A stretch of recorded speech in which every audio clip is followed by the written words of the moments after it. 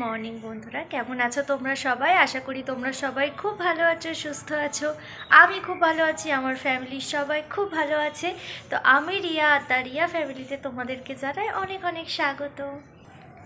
এখন বাজে হচ্ছে ওই 8:30 মতো, আর আমার স্নান টান করা কমপ্লিট হয়ে গিয়েছে।